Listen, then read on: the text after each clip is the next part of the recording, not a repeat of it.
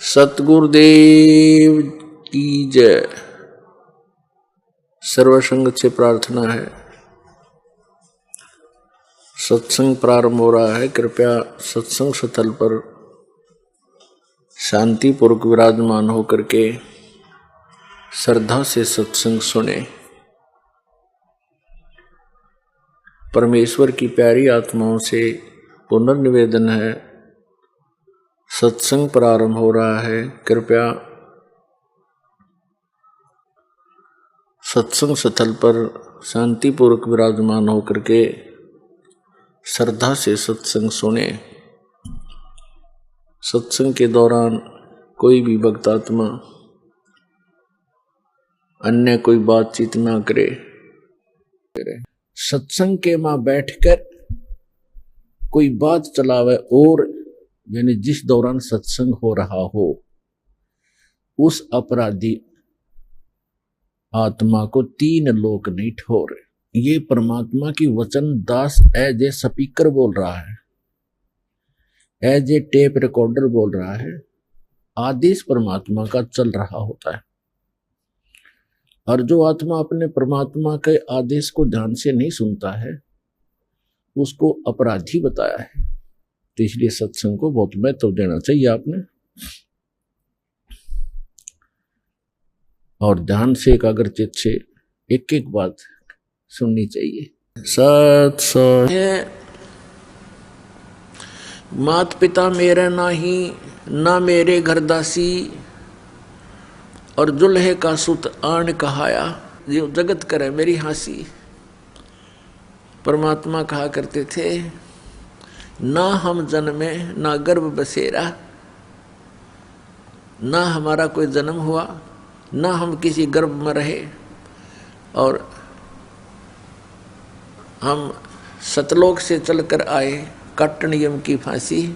अब परमात्मा की इन बातों पर विश्वास किसी को नहीं हो रहा था, क्योंकि हमें अक्षर ज्ञान नहीं था। और ये शिक्षा इस मनुष्य जीव की सबसे बड़ी शत्रु है। हम भले इसको बड़े गर्व के साथ मानते हैं कि शिक्षा नहीं है तो पशु के समान जीव है, नहीं। ऐसे कहने वालों को सबसे पहले ये सोचना चाहिए कि आपके माता पिता क्या पशु थे जिन्होंने कभी शिक्षा ग्रहण नहीं की, और उनका कितना नेक आचरण था, कितने नेक विचार थे, कैसी सद्भावना उन लोगों में थी। और आज के मानव को तोल कर देखो उन महापुरुषों के साथ जिनको शिक्षा नहीं थी। इन शिक्षा से बिगड़े हुए व्यक्तियों को अब सुधारना कितना कठिन हो गया है। अभिमान का अंत नहीं, जरा सी पोस्ट किसी को मिल जा धरती तोल देता है, आगा पीछा नहीं देखता पाप करते समय। तो इस शिक्षा का सबसे बड़ा हमें लाभ हुआ है कि हम इस शिक्षा से परमात्मा पहचान सकते हैं। इसलिए ये परमात्मा ने ये विष हमारे को 3 युगों में नहीं खाने दिया। सतयुग त्रेता द्वापर तक केवल एक ब्राह्मण वर्ग ही शिक्षा का अधिकारी होता था, अन्य अपने परंपरागत कर्म करते रहते थे, दादाला ही काम किया करते थे और सुख से जीवन व्यतीत करते थे। राग द्वेष नहीं था, कपटता नहीं थी।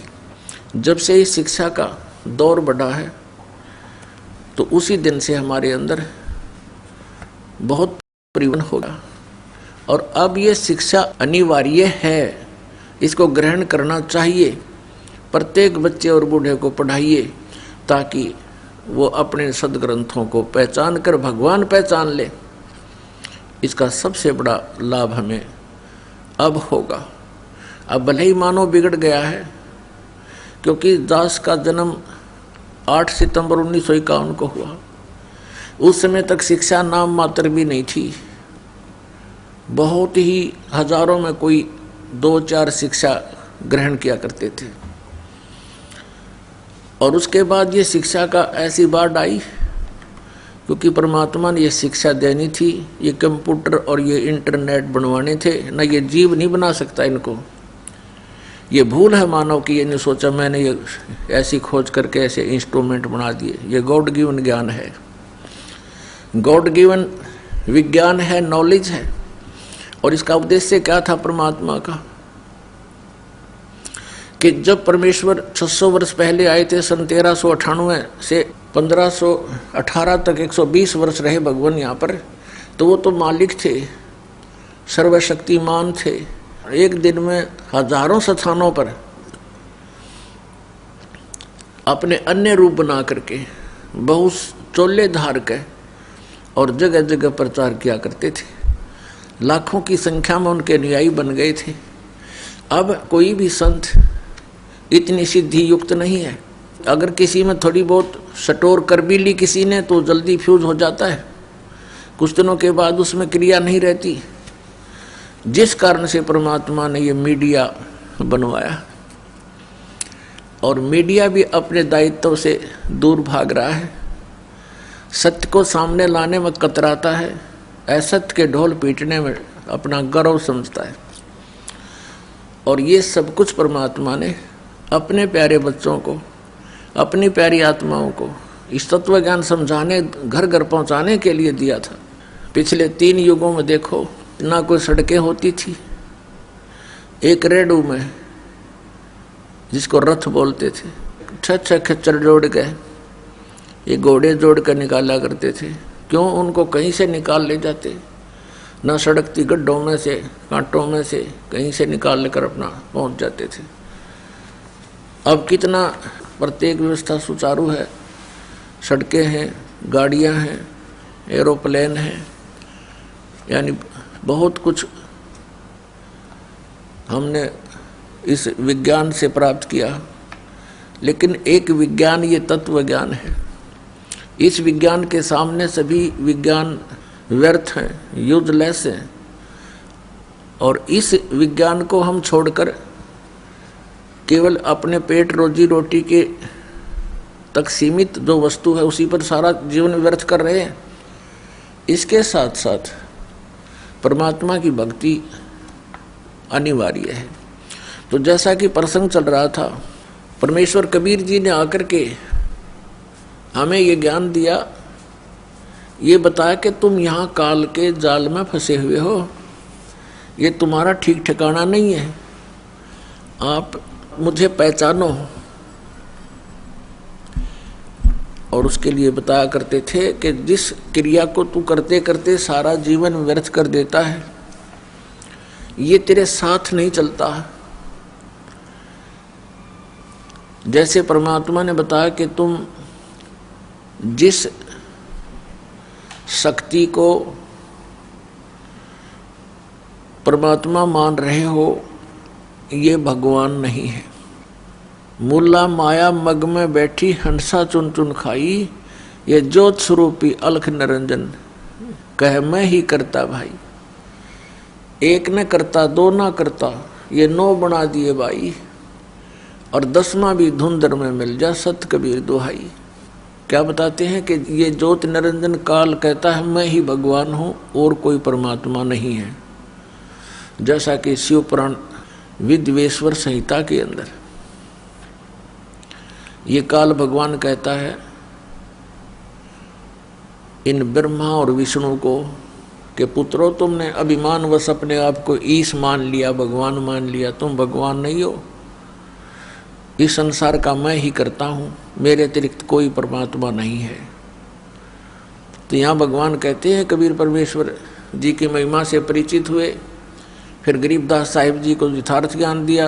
आदरणीय गरीबदास साहिब जी परम पूज्य परमेश्वर कबीर साहिब जी से प्राप्त ज्ञान के आधार से कहते हैं, ये मुल्ला माया मग में बैठी हंसा चुन चुन खाई, और ये ज्योत स्वरूपी अलख निरंजन यु काल कह मैं ही करता भाई, मैं ही करता हूँ।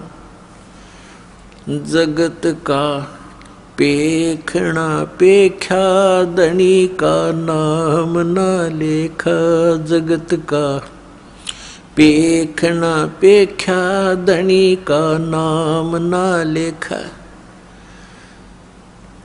जो मालिक है उसका कितना जिक्र भी नहीं। फिर कहते हैं एक न करता, 2 ना करता, ये 9 ठहराए भाई। कहते एक भी भगवान मना काम चलाए, इनका इन 9 भगवान बना दिए। और कहते हैं 10वां भी धुंधर में मिल जा सत कबीर दुहाई। 10वां एक भगवान और आवेगा काल का भेजा हुआ। कलयुग के अंत में आवेगा। इन काल के द्वारा भेजे गए अवतारों का विधान है कि ये दुष्ट वृत्ति के लोगों को मारकर ही शांति स्थापना की चेष्टा करते हैं। उससे शांति नहीं होती और अशांति फैल जाती है। जैसे परशुराम जी ने अक्षत्रियों को मार डाला था। अक्षत्रिय इतने निकम्मे हो गए थे, वो कोई भी ऊंच नीच से नहीं डरते थे। इज्जत बेइज्जती का ध्यान उनको नहीं रहा था। वो बहुत बदतमीज हो गए थे, जनता के लिए दुखदाई बन गए थे। ये राजा लोग, राजनेता, तो परशुराम जी ने आकर उनको सबको काट दिया था फरसे से। लेकिन परमात्मा कबीर जी कहते हैं कि ये कोई समाधान नहीं है शांति स्थापना का और बुराई को नाश करने का। इससे तो और बुराई बढ़ गई। जो उनकी पत्नियां विधवा हुई, बच्चे अनाथ हुए, अब उनके सामने कितनी परेशानी खड़ी होगी। कोई उनकी बेइज्जती कर रहा है, इज्जत लूट रहा है, बच्चों के लिए परवरिश का कोई साधन रहा नहीं। ये खाक शांति उत्पन्न की उन्होंने, और क्या खाक उन्होंने ये बुराई मिटाई। परमात्मा आते हैं अपने तत्व ज्ञान और अपनी शक्ति से बुरे से बुरे व्यक्ति को भी नेक बना देते हैं, और फिर वो पुण्यात्मा स्वयं भी भक्ति करते हैं और अन्य समाज को भी वो दुखदाई नहीं होते, क्योंकि वो परमात्मा से डरने वाले बन जाते हैं। परमात्मा से डर उस समय लगता है जब हम कुछ तत्व ज्ञान से परिचित हो जाते हैं। तत्व ज्ञान से परिचित होने के बाद परमात्मा कहते हैं तुमने उस दरगाह का मैल नहीं देखा और धर्मराज के तिल तिल का लेखा, कि तुम यहाँ गलतियाँ करते हो, रिश्वत लेते हो, किसी को सताते हो, अपने से निर्बल को तंग करते हो। परमात्मा के पास तुम्हारा एक एक श्वास का अकाउंट है। आप मन में गलत भी सोचते हो, वो भी आपके बैड अकाउंट में वह एंट्री होती है और उसका भी फल आपको भोगना पड़ता है। आप देखते हो किसी के टांग कट गई, किसी का हाथ कट गया, किसी की आंखें फूट गई, कोई कोढ़ से पीड़ित है, किसी को कैंसर है, किसी की जिह्वा में कैंसर है, किसी के कहीं पर परेशानी है। ये कारण क्या है? अब वो सोचता है कि मैंने इस जन्म में कुछ ऐसा किया नहीं, भगवान कहाँ है, मुझे क्यों दुख दिया। तो ये हमारी बालकों वाली बुद्धि है। हम भूल जाते हैं कि हम पहले भी बहुत बार जन्म चुके हैं और उन जन्मों में हमने कितने जुल्म किए हुए होते हैं। राजा बने, वहाँ अनरस किए, अत्याचार किए, शक्ति का दुरुपयोग किया और अब उसका भोग किया। कोई अंधा होकर डोल रहा है, कोई दोनों पैर नहीं उसके। पुण्यात्माओं, ये तो हुआ सो हुआ। अब भगवान हमें बताना चाहते हैं कि जो हो चुका बच्चों, अब तो संभलो। अब चाहे कितना ही रोगी हो, कैसा ही अंग भंग हो और कैसा ही दुष्ट या नेक व्यक्ति हो, परमात्मा के ज्ञान से वह फिर से संभल सकता है। परमात्मा ने आकर हमें बताया, एक पुण्य एक पापी आया, एक है सूम दलेल रे, गरीबदास हरि नाम बिना सब ही जम की जेल रे। जैसे कुछ पुण्य आत्माएं हैं, अच्छी आत्माएं हैं, नेक नीति से जीवन निर्वाह कर रहे हैं, वो किसी को कष्ट नहीं देते, भगवान से डरने वाले भी हैं, लेकिन वो भक्ति नहीं कर रहे क्योंकि उनको ज्ञान नहीं कि एक और काम आवश्यक है। उस कार्य से वो अपरिचित होने के कारण फिर भी अपने जीवन को बहुत ही बचा कर चलते हैं और एक व्यक्ति दूसरा उसके साथ है, शराब भी पीता है, चोरी भी करता है और भी बदमाशी करता है, और वो भी अपना जीवन जी रहा है। और फिर क्या होता है, इन दोनों में अंतर क्या है? जनसाधारण तो ये कहेगा कि ये नेक आदमी तो बहुत अच्छा है और ये निकम्मा आदमी तो निकम्मा बहुत है, ये तो अंडरस्टूड है। लेकिन जब हम इस अध्यात्म ज्ञान से तोलेंगे, जितने वो अच्छे और बुरे हैं वो तो है ही हैं, लेकिन जीवन दोनों का ही व्यर्थ है। अब ये कैसे कि जैसे एक खेत है, जमीन है 1 एकड़, वो बा रखी है, संवार रखी है, उसमें घास फूस अड़ंगा है नहीं, खरपतवार से रहित है। और दूसरा किला है, उसमें झाड़ बोझड़े जंखाड़ नेरे उगे हुए हैं, कांटेदार झाड़ी हैं, किक्कर बबूल जाम गया है। एक वो एकड़ जमीन है। यदि उस बाहे संवारे खेत में, एकड़ जमीन में बीज नहीं बोया तो दोनों एक जैसे हैं। उस बाहे संवारे का क्या लाभ हुआ जब बीज ना बोया था? वो भी उससे जैसा है, जैसा वो व्यर्थ है ऐसा ही वह व्यर्थ है। तो कहने का भाव ये है कि जब हम राम नाम का बीज बोवांगे, फिर वो अच्छा व्यक्ति तो अच्छा और गणा हो गया, और यदि उस झाड़ जंखाड़ उगे हुए निकम्मा व्यक्ति भी बुरे काम छोड़ के और परमात्मा के मार्ग पर लग जाता है, वो भी अच्छा हो जाएगा। उसको थोड़ा समय लग जाएगा। जैसे किसान जब उस खेत ने संवारना शुरू करता है तो उस बंजर जमीन में थोड़ा सा मेहनत ज़्यादा करनी पड़ती है, वो पर संवार के छोड़ दिया करे, चाहे कितना मेहनत। ये दास समझो किसान है और आप जी के अंतःकरण ये खेत हैं। अब नेक आत्मा आती है तो और अच्छा दास को घनी मेहनत ना करनी पड़ेगी, आते बीज डाल देंगे नाम का और प्रफुल्लित होगा। और जो शराबी कवाबी है, रिश्वतखोर है, चोर है, ठग डाकू है, वो बंजर जमीन है, वो भी अगर हमारे संपर्क में रहेगा तो किसान का उसके ऊपर कभी कस्सी बजेगी, कभी ट्रैक्टर चलेगा और कभी हल से, तो उसको साफ करके छोड़ देगा और फिर दोनों एक से हो जाएंगे। जब ही सतनाम हृदय धरो, भयो पाप को नाश, जैसे चिंगारी अग्नि की बाई, पड़े पुराने घास। अब जैसे कोई पाप गणे इकट्ठे कर रखे हैं, परमात्मा की शरण में आ जाए, मर्यादा में रहे, तो फिर सतनाम का जो जाप है ये 2 अक्षर का है, जिसमें एक ओम मंत्र है, दूसरा तत्व सांकेतिक है। ये दास बताओ, इन दोनों का श्वास उस श्वास से सिमरण करना पड़ता है। तो इस सतनाम के जाप से आपके संचित कर्म नाश हो जाते हैं, जो युगों युगों का ढेर लगा पड़ा है। उन्हीं में से आपको कुछ पुण्य कुछ पाप निकाल के ये एक मानुष जीवन दिया जाता है।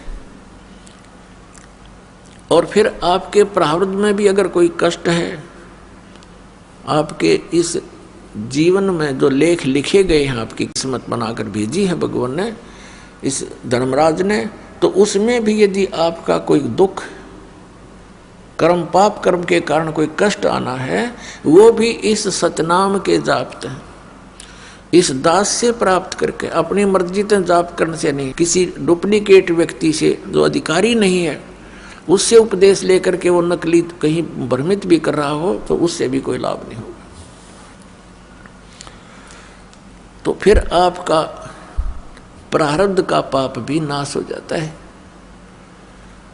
तो पुण्यात्माओं, एक पुण्य एक पापी आया, एक है सोम दलेल रे, गरीब दास हरि नाम बिना, ये सब ही जम की जेल रे।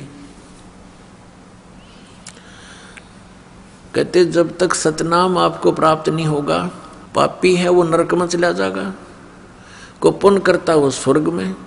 फिर दोनों खाली हो गए, पाप वाला नरक में पाप खत्म करके, स्वर्ग वाला स्वर्ग में पुण्य खत्म करके, और फिर वह दोनों वापस यहाँ पर इसी काल की जेल में। तो परमात्मा क्या बताते हैं, अमर करूं सतलोक पठाऊं, ताते बंदी छोड़ कहां, बंदी छोड़ हमारा नामम, अदर अमर है अस्थिर ठामम। पुण्यात्माओं, आपके ऊपर बहुत जबरदस्त प्रभाव है। जैसे किसी व्यक्ति ने नशा कर रखा हो और वो घर के सामने से ही गुजर जाता, आगे चला जाता है, उसको ये नहीं पता तेरा घर कहाँ है, वो नहीं पहचान पाता तेरा माता पिता भी सामने खड़े हैं। तो वो दशा आज आपकी और हमारी है। हमारे पिता यहाँ भटक भटक कर चले गए, 120 वर्ष तक रहे वो बनारस में, काशी शहर भारतवर्ष में। सन 1398 से सन 1518 तक एक अपने विधान अनुसार एक सिंपल मैन की, एक साधारण मनुष्य का रोल भूमिका करके, और वो परमात्मा अपना तत्व ज्ञान प्रचार करके, और जो लीला भगवान किया करते हैं वो करते ही करते हैं, ऐसी लीलाएं उन्होंने की और हमें समझाने की चेष्टा की। लेकिन हमारा ये अज्ञान आगे अड़ा रहा, जिस कारण से आज तक हम भटक रहे हैं, अपने भगवान को पहचान नहीं पा रहे। आप बहुत कष्ट उठा रहे हो, लेकिन एक शराबी व्यक्ति हो या भांग का नशा कर रखा हो, वो कहीं पड़ा रहे, धूप और छाया का उसको पता ही नहीं। उसको तो वो जून महीने की गर्मी भी, जिसमें उसको पसीना आया हुआ है, बाहर पड़ा है, हरियाणा, पंजाब, राजस्थान, उत्तर प्रदेश, मध्य प्रदेश की गर्मी में, उसमें उसको कोई कहे जो बाहर पड़ा हो नशा करके कि उठ ले भैया, देख तेरा क्या हाल हो गया है, पसीने आए हैं, मुंह में झाग आए हैं, चल तुझे छाया में बैठा दूं। वो कहता छोड़ दे, मौज हो रही है। उसको पता ही नहीं मौज क्या है, क्योंकि नशे में है वो। तो आज हम उसी दशा में है, सच कर मान लेना। चाहे यहाँ प्रधानमंत्री बना हो, चाहे सारी पृथ्वी का पति बना हो, वो इसी नशे में बातें कर रहा है। अब पुण्यात्मा परमात्मा कहते हैं, इस झूठे सुख को सुख कहे, ये मान रहा मन मोद, ये सकल चबीना काल का, कुछ मुख में कुछ गोद। फिर क्या बताते हैं, कबीर ये माया अटपटी, सब घट आण अड़ी, किस किस को समझाऊं या कुएं बांग पड़ी। इस 21 ब्रह्मांड के कुएं में इस काल भगवान ने, जो यहाँ का स्वामी है, यहाँ का मालिक है, इसने ये झूठे सुख की इस माया की भांग डाल दी और सभी ने उसी के जल को पान कर रखा है, पी रखा है। अब आप शाम के समय किसी ठेके पर जाकर देखो, वहाँ से पी कर टिट्टी बनकर से सोचने आ रहे हों, रास्ते में उनसे बात करके देखना, एक जैसी भाषा, एक जैसी चाल, एक जैसा उनका बर्ताव होगा। ऐसे बोल रहे तुम सिर पाँव हैं, या बोल रहे नहीं, चल अपना काम करें, समझाने की चेष्टा करें तो माने नहीं। तो इस प्रकार से हम उसी काल की भांग को पीकर मस्त हुए फिरते हैं। और परमात्मा कहते हैं, कबीर ये माया अटपटी, सब घट आण अड़ी, और किस किस न समझाऊं या कुएं बांग पड़ी। लेकिन फिर कितने दयालु हैं, एक शराबी को समझाना कितना कठिन हो जाता है, पूरे परिवार के नाक में दम कर देता है, और हम सारे बांग पिए पड़े, और फिर हमें समझाने के लिए हमारे पिता आते हैं। क्योंकि अपने का दुख अपनों को ही होता है। इस काल यहाँ का जो भगवान है, इसको हम भगवान कहते हैं। भगवान उसे कहते हैं जो दुख ना दे, केवल सुख दे। ऐसे जुल्म कहर हमारे ऊपर टूट रहे हैं, बरस रहे हैं, और फिर हम कहते हैं ये बड़ा भगवान है, ये अच्छा भगवान है। किस लिए भगवान माना हमने? कि देखो कितने अच्छे काजू किस्म सेब संतरे फलदार वृक्ष हमें दे रखे, फल दे रखे, और ये इतनी बड़ी पृथ्वी पर कैसे बाग बगीचे बना रखे हैं। ये किस लिए बना रखे हैं? और आपको फिर वो भूल जाते हो कि आप किसी का बेटा मर गया, किसी की बेटी मर गई। पीछे सी समाचार पत्र में पढ़ने को मिला, यहाँ बच्चे बता रहे थे कि एक परिवार ने मन्नत मानी किससे? बालाजी से। उनका पुत्र हो गया, और उस पुत्र के केस उतरवाने के लिए, मत्था टिकवाने के लिए उस बालाजी में जा रहे थे। 4-5 सदस्य थे, 7वां छोटा सा लड़का था 3 महीने का।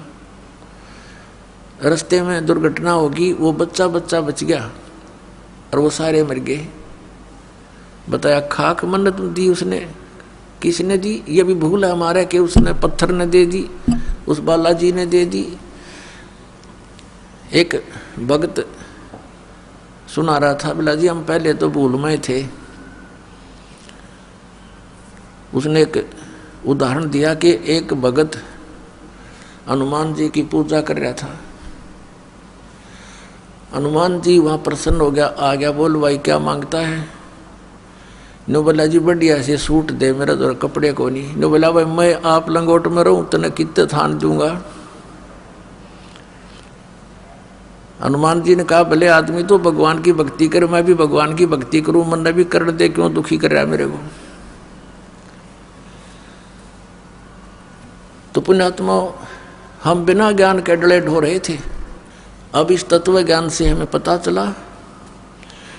क्या बताते हैं गरीबदास साहब जी के जगत का पेखना पेख्या, धनी का नाम ना लेखा।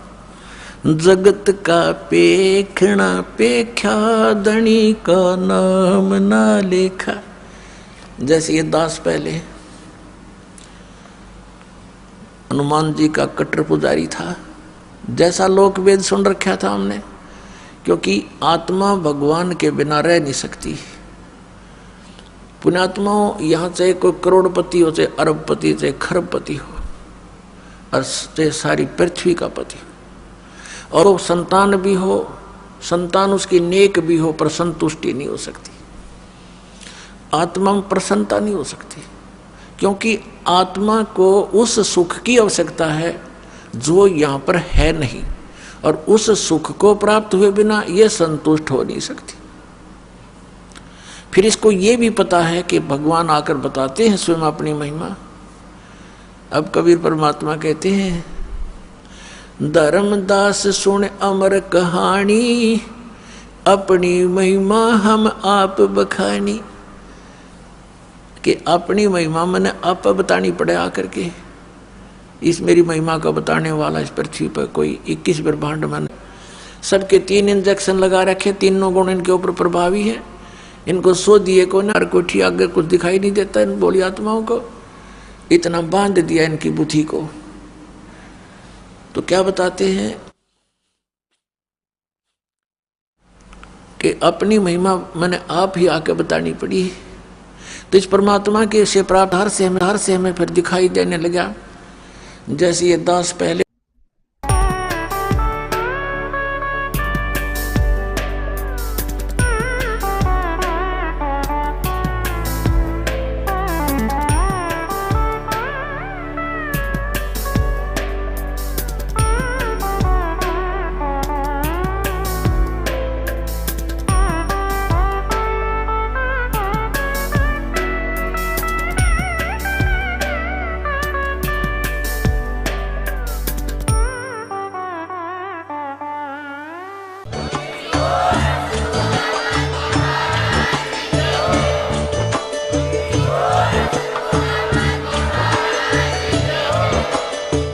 सुन रहे थे जगत गुरु तत्वदर्शी संत रामपाल जी महाराज जी के मंगल प्रवचन। अधिक जानकारी के लिए विजिट कीजिए हमारी वेबसाइट www.jagatgururampalji.org। संत रामपाल जी महाराज जी के शुभ आशीर्वाद से पूरे विश्व भर में 500 से भी ज्यादा नाम दीक्षा केंद्र हैं, जिन पर संत रामपाल जी महाराज जी द्वारा ऑनलाइन निशुल्क नाम दीक्षा दी जा रही है। अपने नजदीकी नाम दीक्षा केंद्र का पता करने के लिए संपर्क करें 8222880541।